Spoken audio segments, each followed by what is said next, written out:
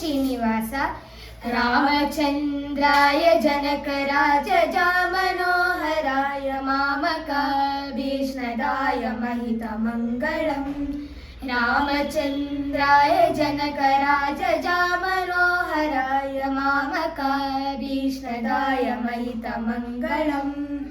कौसलेशाय मन्दहासदासपोषणाय वासवादिविनुतराय सर्वमङ्गलम्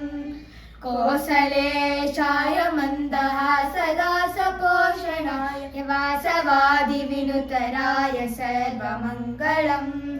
चारुकुङ्कुमोपेतचन्दनादिचर्चिताय हारकटकशोभिताय भूरिमङ्गलम् चारुकुङ्कुमोपेतचन्दनादिचर्चिताय हारकटकशोभिताय भूरिमङ्गलम् ललितरत्नकुण्डलाय तुलसीवनमालिकाय जलजसदृशदेहाय चारुमङ्गलम्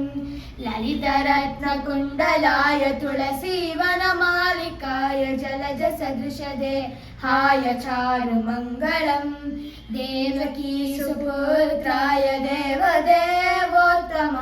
भावजा गुरुवराय भव्यमङ्गलम् Devaki सुपुत्राय देवदेवोत्तमाय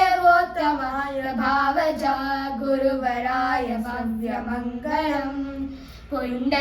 पुण्डरीकाक्षाय पूर्णचन्द्रवदनाय अण्डजावाहनाय अतुलमङ्गलम् पुण्डरीकाक्षाय